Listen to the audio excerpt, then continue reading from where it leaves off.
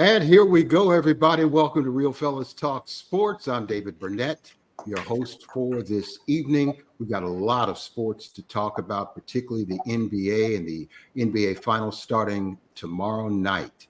The gentlemen will talk about that. And first of all, let me make sure that we welcome the fellas. Let's start with Charles Chuck Snowden. Chuck, how you doing?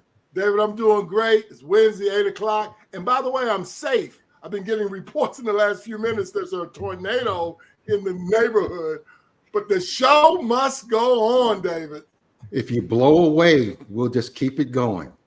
Exactly. The show will go on. Larry Abels, how are you? I'm good, David. I hope all is well with you as well. It's doing well. We just had a downpour here in Indianapolis, but there's no tornado like there is in Maryland. Earl Rush, Go Rush, how are you? I'm doing great, David. Thank you for asking me. All right, we've got some sports to talk about. The NBA Finals starts tomorrow. Boston will be in the finals for the 23rd time, and the Dallas Mavericks will be in the finals for the 3rd time in their lifetime. Let's talk about that game, and let's start with you, Larry. Your initial impressions, Boston and Dallas. Oh, I look for a very competitive series. As you all know, I hope for a 7-game series, but the matchups are rather intriguing. I think both teams have two people that the media at least says are bona fide stars. I think they'll probably cancel each other out, and I'm looking for the other players to see how they impact the series. Earl, your thoughts initially on the Boston and Dallas series that starts tomorrow night? I think it's going to be an exciting series. I'm picking Dallas in 5. Okay. Chuck Snowden, your thoughts? I think it's going to be, I agree with Gogo. I think it's going to be a great series. I agree with you too, Larry. I would love to go 7. And I know David hasn't asked yet, but I think I'm leaning the way Gogo just mentioned, which is Dallas. All right, well, we'll talk a little bit about that. We're going to kind of break this series down bit by bit. Luka is probably the premier star. He's a first team All NBA this year. And this is going to impact his legacy to some degree. He's been a professional, not necessarily in the NBA, but he's been a professional for 10 years. This could be a crowning achievement for him. Let me start with you, Chuck. Your thoughts about Luka Doncic? Well, Luka is great, man. He really is great. He's tough.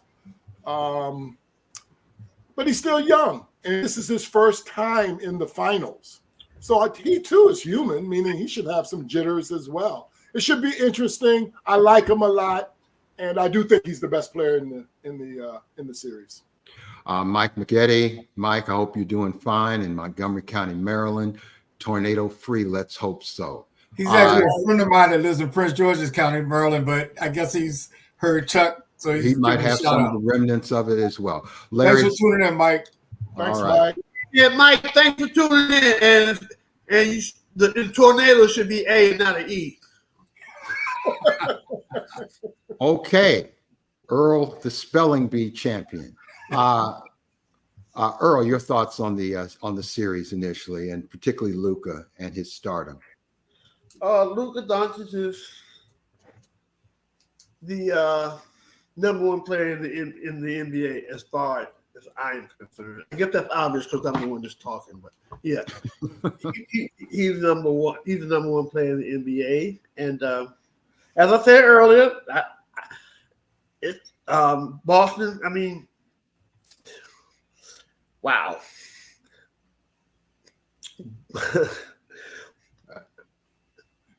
I can't even put my thoughts together right now. Well, we'll come back to you. Well, I'll tell you about Earl. Earl has been talking about Luka actually for months. He's liked he's liked Dallas. He's liked Luka. Before all the talking heads started talking about him, Earl was already on him. So, and I see what Earl is saying. Luka is he's a winner, and now he's got his running partner who's behaving himself, Kyrie. It's going to be a fun series, I think. Larry, let me ask you this. And has Luka, in your estimation, supplanted the Joker as the best player in the NBA? That's a tough question. I think Luka is, if I look at the whole season, I think that's a toss-up. I can see an argument for either one of them. So I'm not going to quite, and I actually think Embiid is the best player in the NBA. But Luka's definitely very good, and he's as good as anybody playing. I mean, if someone makes an argument about that, I'm not going to go against it. Well, let's take a look at the past, because we've asked this question among ourselves before. I don't want to ask you, Chuck. You've got the Indiana ties. Your guy, Larry Bird, my guy, Larry Bird from Indiana, who spent the first semester. You were first semester with Larry Bird. First semester I used Larry Bird. There's been comparisons with Luka and Larry Bird. Is it because they're white? Is it because they're great players? Is Luka better than vintage Larry Bird? No. Now, I'll say no. But he's on a trajectory. He's still, rising. I don't think he's there yet, but the margins are getting closer and closer and closer. And they're similar, right? They don't jump high. They're not very athletic. They're not great defensive players, although they got high basketball IQs and they know how to play passing lanes. And they're tough. They're mean and tough, and they can shoot that thing. So there are a lot of similarities. Let's talk about Kyrie Irving. We're going to stick with Dallas for the time being. Kyrie Irving coming back to Boston, a place where he spent a couple of years not in the most favorable light. And it kind of started the downturn on many of our feelings about Kyrie Irving, particularly the flat earth statement, among many other crazy thoughts that he had. Earl, your thoughts about Kyrie Irving, and is he truly rejuvenated? Well, I don't know whether he's truly rejuvenated, but I'm just going by the way it appears that he has. Things can always happen, but he seems like he's got his head up on his shoulder the right way. And go ahead. Larry, let me ask you, what has Kyrie done to change the perception of who he is? I think it's very simple. He's been available to play. I think he's always been able to play well, but he just hasn't shown up that much. But he's been playing this year. He's played, hasn't missed games. Biggest difference. Hey, Reggie, how you doing? What's up, Reggie? Reggie's thinking Kyrie's the best point guard in the league today. I don't even know if Kyrie is a point guard. Chuck, your thoughts about Kyrie Irving? I have plenty of thoughts. I know. You got to be proud of him, though. Everybody has to grow at their own pace, grow up in the whole thing. And I give Kyrie a lot of credit. He's matured. He's saying all the right things. He's even reflecting on back in the past, and maybe he didn't do all the things that were right at the time. And he's being a leader. I mean, they're using words like leader when it comes to him. And I think he is a wizard with the basketball. And what can I say? If he was with LeBron for all those years, he would have more rings. Let me ask you guys just generally, does he accept, in your opinions, does he accept his role as the second best player on the Dallas Mavericks? Larry, do you think he's I don't even know if he even thinks about it that way. I think he just, he's just a baller, And again, I'll say his biggest difference is he's available. Since even when he was at Duke, he played like 11 games or something like that. Mm-hmm. I think when he shows up and plays, I think he can play with anybody. Is he necessarily the best player on his team? No, he's not. But I think he's a baller. When he shows up and plays, he does well. Earl, has Kyrie shaken off the the doubts about who he is, the questions about his commitment? What do you think? I don't know. Some people who, well, let me ask you. You're one of the ones that hated him more than anybody that I knew. Hate is a strong word. No. Hate is appropriate for the situation that I'm talking about. You might can tell us whether he is shaking up. No one I know could tell us that better than you. I'm trying to answer your question by not answering your question, but I'm answering your question. Well, I appreciate that, and I'm glad I'm being brought into the circle of trust about Kyrie Irving, because he is a great player. He's a great player, great ball handler, doesn't distribute like I like him to, but the earth is round. And once he says the earth is round, I'm all for him. Chuck. Let me finish that. No, go ahead, Earl. To be honest with you, yes. I want you to be honest. Except for what Larry is saying about him being hurt, I don't even know what people's problem with Kyrie. What's the problem? Because he didn't get a shot. You can't put. That's a part of it. You can't put that needle in me either. I would have taken that needle out. I didn't got my vaccination though, but I don't see what the big deal is. Plenty of people didn't get the shot, so why does that make him such a weirdo all of a sudden? Well, I think his weirdness started well before COVID. Do you know what his IQ is? He has a pretty significant IQ. I don't know it exactly. Do you know he has the #1 IQ of any athlete playing professional? Now, have we checked Mensa to verify that? I mean, we can say. Why would I have to check? If you want me to check everything, Mensa is an organization that tracks stuff like that. I'm just saying. I'm not criticizing. What will make me want to check? If somebody said Issel won 5 straight rebounds, you say, "Oh, okay." You wouldn't go. You wouldn't go look it up in Issa. Well, you know what? In today's world, you can say anything. By the way, my IQ is 250, and I'm sticking with that. Okay. Hey, Andrew, how you doing, buddy? What's up, Andrew? What's going on? Okay. Andrew says Kyrie has a history of anti-Semitic comments. Yes, made some of those comments. How you doing, Andrew? Good to see you, but we're gonna move on. I'm not getting drawn into none of that kind of stuff. Well, that's his opinion, and it's a fair critique. Well, hold on a minute. Hold on. I'm getting an update right now. What'd you say, Jaylen? Oh, he's not. Oh, Jaylen Brown just said no. He ain't smarter than me. Jaylen Brown has some credentials. All right, let's talk about Jaylen Brown. Let's start with the other 2 stars on the Boston Celtics. Hey, fellas. Jaylen Brown, the MVP of the Eastern Conference Finals. Where does he rank, and is he finally going to shed his his Robin credentials? Let me start with you, Chuck. I don't know. That's a good question, because I think in Dallas, I think it is a Batman and Robin. I think it's, and I know what Larry was saying, but I do think it's the Doncic Kyrie situation. I think it's the Batman Robin. In Boston, you would think people are talking like it's Tatum and Brown, like Tatum is the Batman, but I don't know in Boston if that's true. I think they're even, to be honest with you. Chuck, no, Earl. Jaylen Brown, your thoughts on Jaylen Brown? I think he's a great player. Is he the #1 player on the Celtics, or is he still Robin?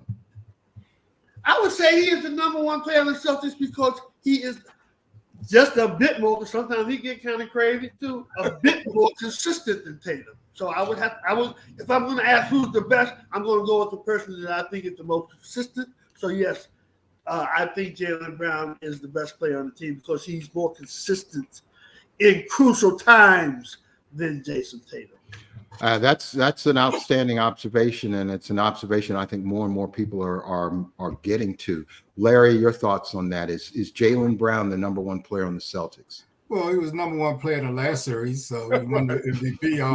I think it goes back and forth. I don't think it's a lot of difference between those 2 players. Generally, Tatum seems to get the credit, but I don't see a lot of difference. You know, like Earl said, a game by game thing. Sometimes Brown is a little more consistent.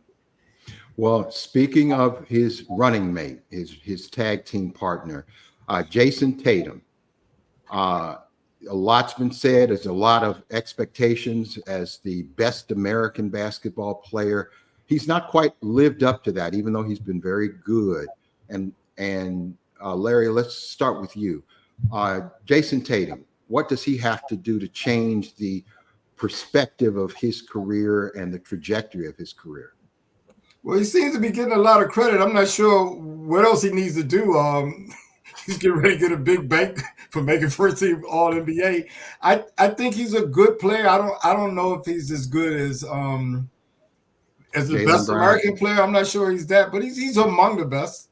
I don't really think he has to change much. Just get more consistent, like Earl was suggesting. Chuck. You know, it's interesting. I wonder if we're suffering a little bit ourselves of some recency bias, meaning, you know, the people who've watched the entire season, they put Tatum on the first team All NBA, and they didn't put Jaylen Brown on any of the three teams. So, and I got to tell you, even me, I must admit, I was a little wrong. I thought Tatum was better than Jaylen Brown, but I don't believe that anymore. I think they're about the same. I think they're equivalent. Let's talk about the teams overall. Boston. Hey, Boston. thanks for joining. Hey, Daryl. My man, Daryl Pullins. Known him my whole life. He watches every week, and he's a loyal viewer. Hey, we need loyal viewers. Let me say this, and I kind of lost my train of thought there. Boston has been the best team in the NBA this year. 64 victories. 64 is a number not a whole lot of teams have ever achieved in a season.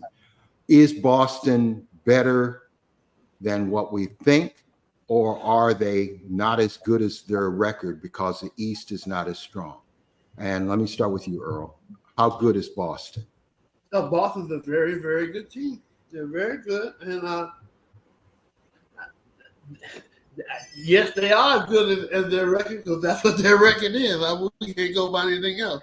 They've beaten everybody, so they are a good team. They're definitely a good team, for sure. Okay, they're a good team, but are they good enough to beat Dallas? What's up, Greg? Hey, Greg. Hey, Greg. Are they good enough to beat Dallas, Earl? No. Okay. Something's missing. To me, their point guard play is shoddy. Just as Larry said, they don't really even run any plays because they don't have a point guard. And that's not why. Well, whatever reason why. I don't know why. Well, whatever. No, they can't beat Dallas. The first two, ahead. Kyrie and Doncic and Tatum and Brown, they'll cough each other out. Okay, then what it sounds like you're suggesting, and I think we came to that consensus a couple of days ago, is that maybe it's the supporting cast of each team, whichever supporting cast is the best is the team that's going to win, because it looks like on paper that it's a pretty even matchup, despite Boston's best record in the NBA. Chuck, do you agree with that? I do. Look, both those teams have been the healthiest teams, I think, relative to the entire league. They've been the two healthiest teams, and they've definitely been the two healthiest teams in the playoffs. And I think that's an advantage. And no, I don't think Boston, if they played in the West, I don't think they would be 64-16 or whatever the heck their record is. So, and I do think, as Larry mentioned, it's going to come down to two things. The others, Mm-hmm. I think Tatum and Brown and Doncic and Kyrie will be fine. It's the others. And then who's making shots? It always comes down to that, right? Who's making shots in this series? Well, Larry, one of the criticisms that I have, and a few others I'm sure somewhere around the country might have, is that Dallas's supporting cast is not as experienced and tenured as the Boston supporting cast. Do you agree with that or not? Well, Boston certainly has an older team than Dallas, but I'm not sure that's going to make that much difference if they can't keep Luka and Kyrie Irving from driving, because with their alley-oop game, I'm not sure who's going to stop that for Boston. So, yeah, they have a little more experience, but I'm not sure that's going to be enough to make the difference. Earl.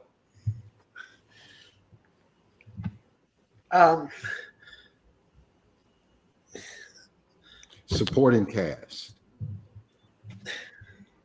I think, it will come down to the supporting cast, but I just don't think that. I think Dallas is. No, here's a question I want to ask: throughout the playoffs, which bench has played the best? Dallas. I don't know. I don't know. Boston's bench, because several players have stepped up. Porzingis hasn't played, and he's not played it since the first game of the first series. So Boston's had to cover for Porzingis, and that's a bench that came through. I don't know if you guys agree with that. This Lively guy has been really good for Dallas. Man, if you've been watching the playoffs, closely, you'll know that Mr. Carl's bench has played the best of whole playoff series. Dallas has been, and if you can't see that, I can't help you. You can't help us get any new glasses, right? Hardaway, Lively.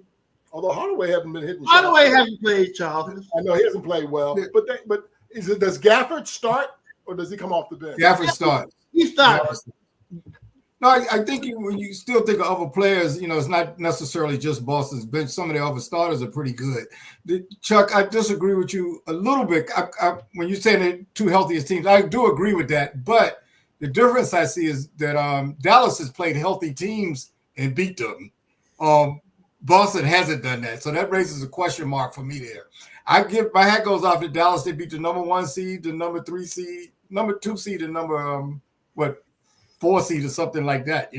They've gone through the gauntlet. Hey, let me ask you guys something, David, if I can ask the question. Sure. What is wrong with me today, man? I think I'm tripping. I ain't had no drugs, nothing to drink, or nothing. I don't know what's wrong, man. I can't even put a sentence together. I forgot what I was going to say. I'm sorry. Go ahead. I think the size. I think Dallas's size too, with Gafford and Lively. Oh yeah, their size. So the question is, will Porzingis play more inside and be more of a presence for them inside? Because that's really where where Boston, to me, has a slight weakness. Well, let me ask you guys, based on your observation, have you seen Porzingis go inside and be an inside player most of his career? I've seen a couple of games earlier this year, before he got hurt, where he actually had a defensive presence in there. But what really shocked me about Boston against Indiana, I thought Indiana had an abundance of second shots. And with Dallas's rebounding, I think that's going to be a problem for Boston. Okay. As we close out, go ahead, Earl. David, do any of you guys on this panel think that Boston's two supposedly defensive wizards, Holiday and Derek White, do you think that they will be able to slow down Luka and Kyrie at all? Do you think that they will slow them down? If you're asking me, Earl, I say yes. It's very possible. Holiday, and we'll get to everybody. Holiday is one of the premier defenders in the league and has been for quite a number of years. He was a key reason the Milwaukee Bucks won the NBA title a couple of years ago. So to dismiss him as just some other player is a mistake. Now White, I'm not as sold on him, but he's a solid player. Go ahead, Larry. Your thoughts? No, I think they will challenge them and make it more difficult for them. A big thing will be whether Luka's jumper is on. If his jumper's on, he's going to shoot it from so far deep, and they're not going to be able to do anything about that. But he hasn't been on the whole series. That's another thing. I mean, he's had some games where he really hasn't shot that well. But I still look at their alley-oop game, and I don't think it's necessarily going to be their guards that do that. I'm worried about their size underneath. Chuck. And both Kyrie and Luka can throw that alley too, and they can Right. throw it from different spots on the floor. I think, and I think Larry's right about the shot making too, in terms of on both parts. Because Tatum and Brown, they can get going too now and not knock down shots. I have always thought, and this is Chuck speaking, I've always thought Drew Holiday was overrated. I do, defensively. And I think why? I think back to when they played Miami last year in the playoffs. He ain't stopped nobody. Butler was, nobody. So I know he made a play against the Pacers in the playoffs at the end, but I've always thought he's a little overrated. That's me. Okay. Well, I tend to defend anybody with a connection to Indiana. His wife is from Indianapolis. So you know me. I bring in all those factors. All right. Predictions. And you guys have hinted at your predictions, and I'm going to ask you to tell me and tell our mass viewing audience of millions and millions and millions what you think, how many games it's going to go. And let me start with you, Earl. I know you said something earlier. Repeat it. Who's winning and how many games? Dallas in 5. Dallas in 5. It definitely will not go. It definitely will not go 7. So Charles and Larry can forget about that. But I say Dallas in 5. But it definitely doesn't go 7. Larry, I think who wins and how many? 6. I think it's definitely going to go at least 6 games. But I give a slight edge to Dallas right now because of the path that they've had to go down. They faced all the monsters now. I'm not sure if Boston is any better than anybody they played. Chuck, who wins? I think Dallas in 6. I don't think it'll go back to Boston for a game 7. So, and I think Larry's right about who they've matched, but it still will come down to shot making. Which of those two guys will be making? Two teams will be making shots. It will still come down to shot making. Hey, David, earlier you said that. Well, you were going all off about Holiday. I never said that.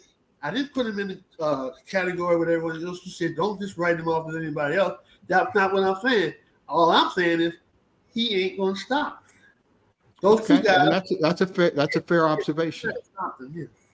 That's a fair observation. Whoever you think, let me make it quick. Whoever you all think is all NBA defensive team, none of them will be able to stop these two guys. Nobody can stop these two guys. So it's not like I'm talking about Holiday in that way. I, like Chuck, believe he's vastly overrated as a defensive player, but nobody can stop those two guys. Nobody. Okay. Well, let me ask the panel. Let's go around the panel and ask this question. Van Gundy said it's the best backcourt in the history that's absurd. First of the NBA. Does anyone first of on all, this we're going to briefly go past it. That's an absurd observation on Van Gundy's part. Larry, your thoughts? Recency bias. They're very good though. They're very good. Yeah. Earl, best backcourt of all time. Yes, no. Yes, no. I can't say. Okay, that's a yes. Chuck, best backcourt of all time. Still, I think I'd give it to Clay and Steph right now. All right. Last question. I do have one more question about the NBA Finals. This is the outstanding question that all of the so-called experts keep asking. If Boston loses, is it a failed season? Chuck, failed or not failed? I think if they lose, is it a failed season? No, I don't think it's a failed season, but I think that coach will be fired. Oh, boy. Chuck, no, Larry, excuse me. I don't think it's a failed season. Depends on what their individual goal may be. I think they would have set a real high goal to think that they were going to win the championship from the beginning with all those teams in the West, but I don't consider it a failed season. Earl, is it a failed season if the Boston Celtics, who have been knocking on the door for a number of years with two prominent superstars on their roster, is it a failed season if they don't get it done this year? It's a failed season, but it's a failed season because of the road, the pathway they had to go down. It's all laid out for everybody. Played a serious injury, which was one of their teams. It's a failed season because it's almost given to them, and they're not going to take it. They're still not going to take it. Well, it just causes me to ask this one last question. I hate to keep harping on the finals, but we talked about. Was it you, Earl, or one of you said Joe Mazzulla should be fired if they don't win? I think he will. Why? Why would you fire a coach with 64 wins? Why? Yeah, because I just don't. And maybe this is unfair. Optically he don't look the part. He just why? don't Because he's 35 years old. It just is that why? No, it's not. This just doesn't look the part. He got handed the keys to the car because the other guy had to go, and he's done well. But I think he's done real well. He's done best real record well. in the league. Real well. But I don't think.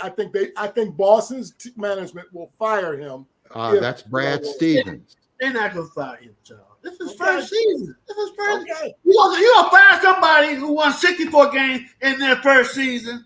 It's his second season. He coached last year too. Yes, he was coach last year. I apologize for being loud. But he was a surprise coach last year. He wasn't supposed to. Regardless, he's had more than one season. I apologize. You're right. He got to go if they don't win. Okay. And Larry, Mr. Voice of Reason. I know that always irks Earl when I say that, but no offense to you, Earl. None at all. It doesn't irk me. So what is the question here?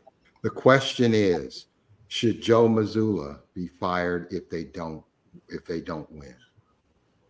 I kind of doubt if he gets fired. I've always told Earl I don't think he runs plays. All he does is let them shoot threes. He doesn't show me a lot of imagination, but they've been winning games, so I mean it's hard to argue against that. Teams that shoot threes. Steve Kerr doesn't get the same criticism, and he has the best three-point shooters around. Well, okay, let me expound just a little bit more. I think Boston has done very good because in a lot of games they blow teams out, but they've lost a lot of close games because I think their strategy down the stretch hasn't been that good. Now in the playoffs, they've been winning those games, so he might hold on to his job. Okay, well, we will see. I hear you, Mike. Real quickly, I'll get to you, Chuck. Real quickly, and I'm gonna ask you, Chuck. We didn't ask anything about Jayson Kidd. He's been bumped around. He's had a couple of teams that he's coached. Milwaukee Bucks prominently. He went to the Lakers as an assistant coach. He reinvented himself. How good of a job has he done, and should he be fired if the Mavericks don't make it? No, he shouldn't be fired. He's done an incredible job, and he's in for a huge. I don't know what he's making, but he's in for a huge raise. He didn't do as good a job as Joe Mazzulla. Well, not close. He didn't have the talent. Well, he may have done as good a job as Joe Mazzulla because, again, look at the health of the teams he's beaten in the playoffs, and look at what Joe Mazzulla had to play. And Joe Mazzulla struggled against a lot of teams. Yes, he did. Even after they had injuries. Yes, he did. Row with the best. How many of you guys agree with that statement? Because these two legitimately were really great. But I think Earl Monroe, though, watered down his talent to go to the Knicks. That's what I'll say. He wasn't the same dude as he was with the Bullets.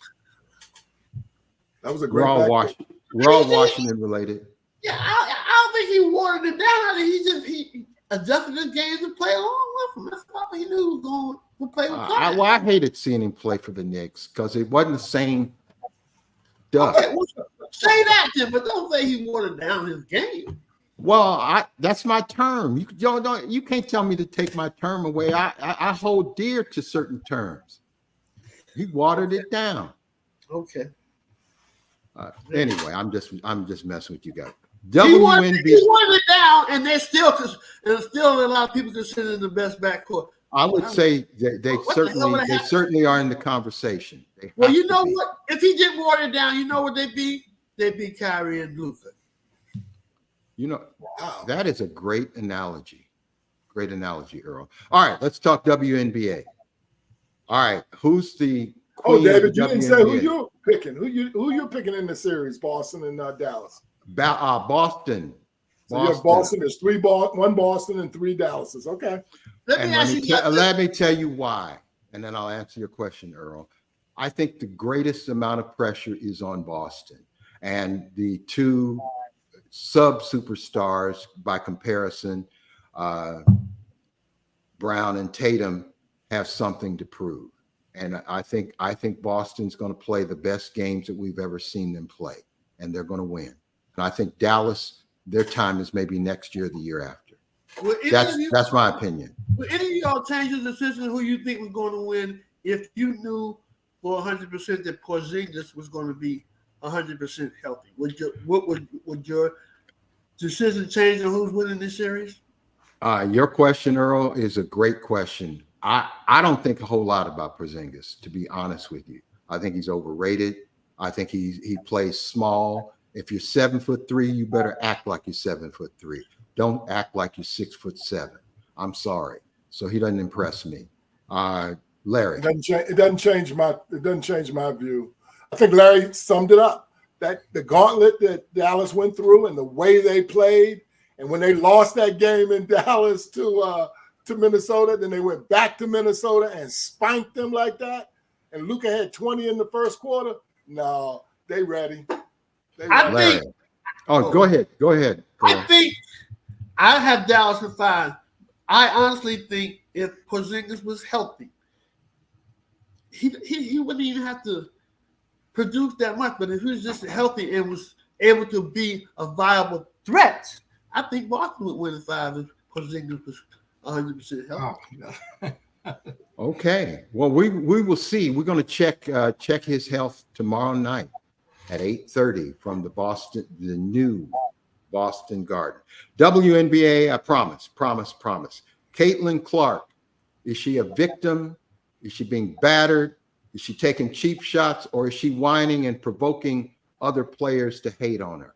Let me start with you, Earl. Caitlin Clark, fair, unfair? She ain't whining. People they cheap shopping. She's not whining. I don't know. I don't even know what people's problem with Caitlin Clark is. First of all, but she's bringing in money. She's bringing in attention. I guess that's bringing in the money as well. I don't know what people's problem is with her. I don't think she's whining. And as far as people hitting her, I mean, that happens in every league, in every sport, all the time. So what's the big deal about this right now? A whole lot of rookies get targeted when they come to the league, thinking they're hot shot and all that kind of stuff. Now, the reason we don't talk about those players being battered and knocked to the ground, great college players coming into the WNBA, is because we didn't see them, didn't care. That's a part of it. What do you think, Larry? Well, I want to go back to the first question about cheap shot handling or whining. I think other people are whining. I don't see her whining.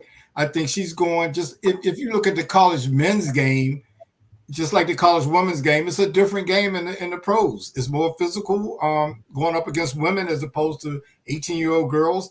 I expect her to adjust. I think she's going to be a good player. Long as I see her out there playing, I don't have a problem with it. Okay, Earl. I'm actually, I like Caitlin Clark. I think she's great. I'm kind of concerned about her because if I'm her, I'd have been thrown out of the game. There would have been a big brawl on the floor and everything if that girl had cheap shot at me like that. But I give her credit for having the mental discipline for keeping her cool and just letting the girl cheap shot her and get away with it. But it would have been a fight out there if I was involved in that, for sure. And most people I know there would have been a fight. But Okay. she did the right thing. So when you do the right thing, you ain't never doing wrong.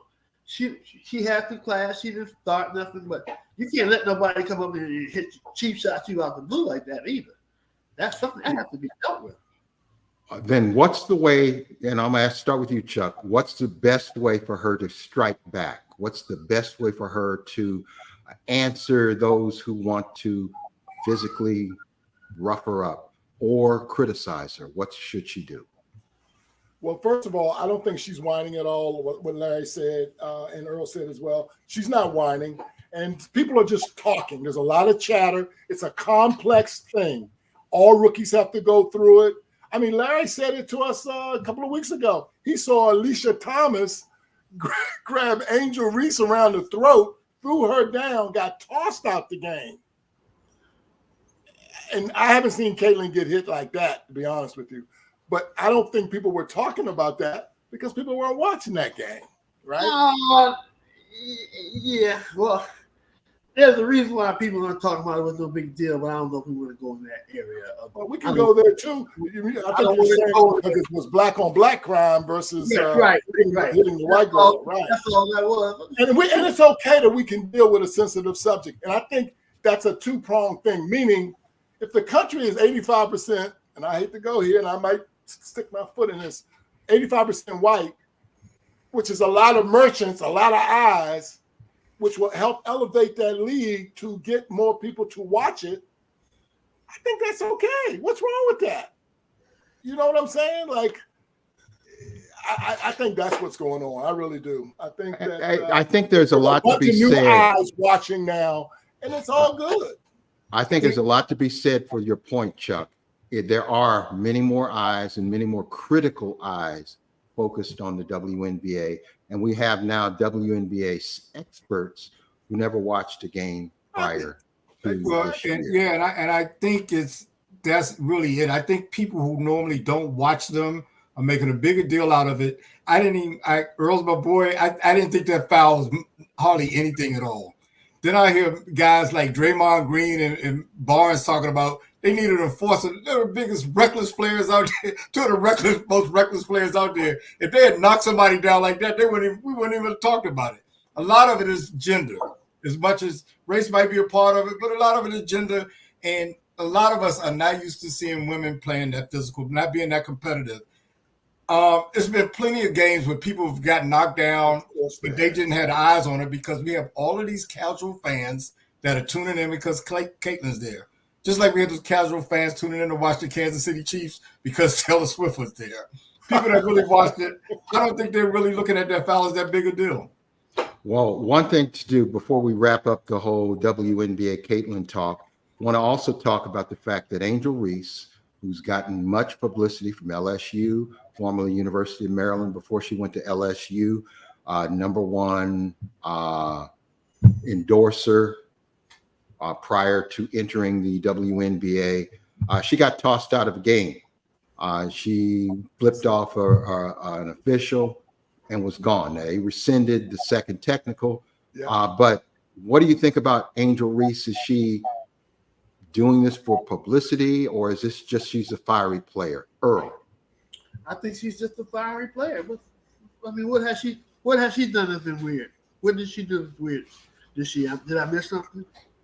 No, you haven't. Yeah. No. I think she's just a fiery player. She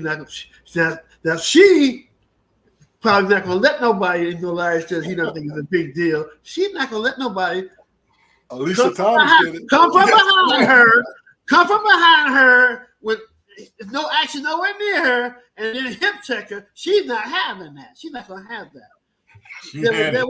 There would have been a brawl. But they had one girl just slammed her to the ground. Angel got up, she didn't do nothing. She said, okay, I guess I better be cool around this broad or whatever. All right, Larry. I think she's just a excitable player, emotional player. The fact that they rescinded the second technical showed you that perhaps the ref was a little trigger happy there. She's an excitable player. That's all it was. Chuck. The one thing I will say about, I hate to go back to the Caitlin real quick. The only thing I'm a little disappointed in is her teammates don't seem optically that they have her back properly. So if they knock her down or somebody's cheap shotting her or elbow here or a bad pick there, then her teammates got to do something about that. At least in the men's side, that's what happens. You couldn't hit a Detroit Piston or the Celtics back in the day. It'd be a brawl.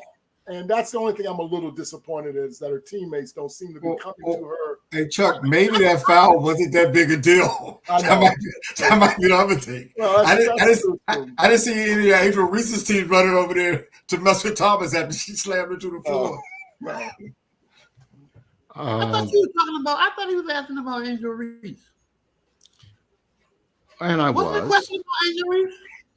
Yes. Well, Earl, what's your thoughts about Angel Reese? I missed something because I've been off today anyway. I thought you were asking about Angel Reese, and I heard Chuck talking about Caitlin Clark. So I don't know how we got back to that.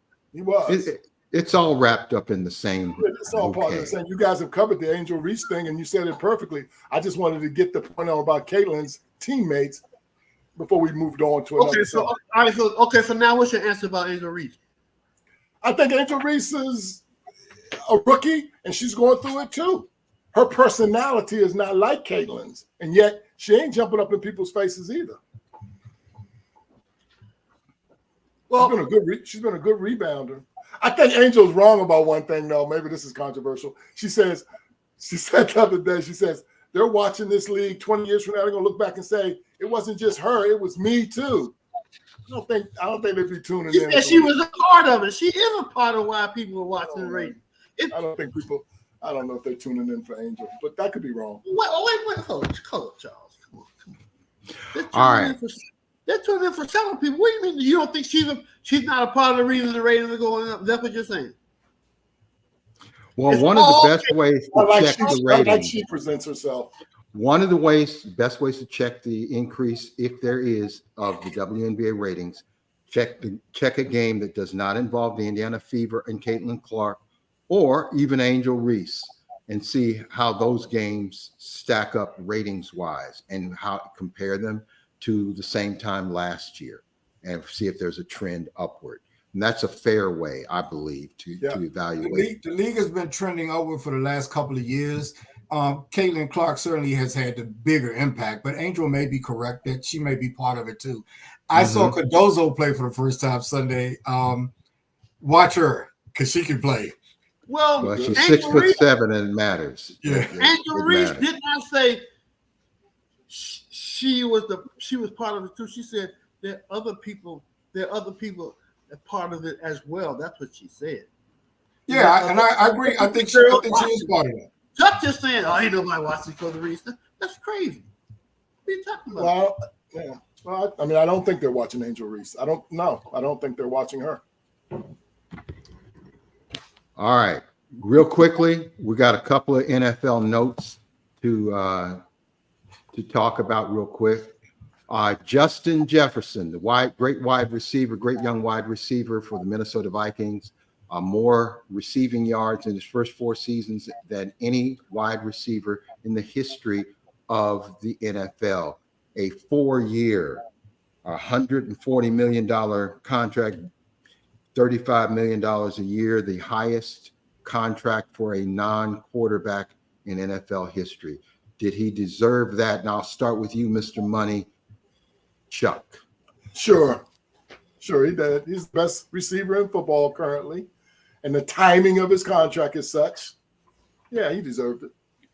You can live with $35 million for a wide receiver? Sure. You have come around. My goodness, you've come around. Larry. I agree with Chuck. Somebody's willing to pay it. Timing is perfect for him. Perfect. Might even be better for Lamb. CeeDee Lamb from the Dallas Cowboys, who should be next. Earl, your thoughts about Justin Jefferson getting the highest non-quarterback contract? I don't have much thought of him. I'm not really a big fan of his. I don't even know how they rate him as number one, but maybe I need to watch the games a little bit more closely. All right, we'll come to you when you're ready to talk about that as we get closer to the football season. It wasn't just him though, David, because your guy, I know you like him a lot, Christian McCaffrey, he got an extension too this week. Well, but see, don't get me started on that. See, you opened up a can of worms. that I look, is Justin Jefferson better than Christian McCaffrey? Hell no. They're on different teams, but running backs are still woefully underpaid. Should Christian McCaffrey make $16 million a year less than Justin Jefferson? Absolutely not. Now that's the end of that. All right. Gentlemen, keep in mind that there's no necessary correlation between how much somebody gets paid and how valuable they are. Well, we know that. Because some of these quarterbacks are not worth money. If you're going to try to do that, they're not having the impact. That is correct. Christian McCaffrey and other running backs need to be compensated better. Last thing on the NFL, Larry Allen, who has just I've just heard the outpour for Larry Allen all the last couple of days since it was announced that he had passed away at age 53. Superstar guard for the Dallas Cowboys for many years, said to be the strongest man in the history of the NFL. Any thoughts about Larry Allen? I know we don't cover linemen as closely as we do quarterbacks, but let me start with you, Earl. Oh, he was great. He was a great lineman. One of the best ever in the game. I would put him in the top 5 for sure. I mean, top 10 for sure, and probably in the top 5 offensive linemen that I have seen play. Larry. His death was certainly a tragedy. He's a very good player. I don't know what else to say about him that Earl hasn't just said. Good ball player. Sorry to see that, unfortunate situation for him and his family. So it's not easy. It's not easy for me to give a Dallas Cowboys props, but I got to give that guy some props, big time. I just watching some of the highlights this week of him. Good grief, he was unbelievable. There was a play where somebody threw an interception. The New Orleans guy picked it off, and Larry Allen chased the linebacker down and tackled him. And then they showed him in the weight room bench pressing 700 pounds. Like it was nothing. I don't even know what to say about that. 700 pounds. Before we sign off, let me just say this about Larry Allen. You guys know how I feel about quarterbacks always getting all the props, all the money. And whenever somebody adds the ridiculous statement that quarterbacks are the best player on the football team, that is absolute garbage. People like Larry Allen, who bust their butts, who lift 700 pounds, who can squat 1,000 pounds, who can pancake anybody. That's a football player. Anyway, closing comments, gentlemen. Anybody got one? I have one. I'll be real brief. I'll try. Go ahead. So on Monday, today is Wednesday. On Monday was the 8th anniversary or whatever the right phrase is of Muhammad Ali dying. And as a kid, this group here, we're older.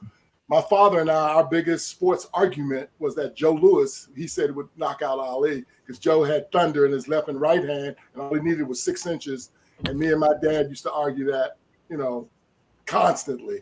And so when I saw that Ali had the anniversary of his death, it just always reminded me of my dad hasn't been with me since 1999. It just always reminds me of that debate we used to always have in sports. Yeah. Larry, you got a closing comment? No comments this week. Earl. Nope. All right, we will sign off with my closing comment, and this one is a WNBA women's basketball comment, and I'm here to shout out to Diana Taurasi. Next week, she will be 42 years of age. This is one of the great. I can't give you enough greats in terms of her ability on the basketball court. How great was she? She's really great. 31 points, 7 of 9 from 3 at age 42, 20 years as a professional player. And if you add in her collegiate game from the University of Connecticut, this is one of the outstanding players in the history of the women's game, actually in the history of basketball. Bravo, Diana Taurasi. And by the way, Diana Taurasi is the one that said, Caitlin, get ready. That's our show for this evening. We will be back with Real Fellas Talk Sports next Wednesday, 8 p.m. Eastern Time. Real Fellas Talk Sports. Larry, Earl, David Burnett, and Charles Chuck Snowden. We'll be back.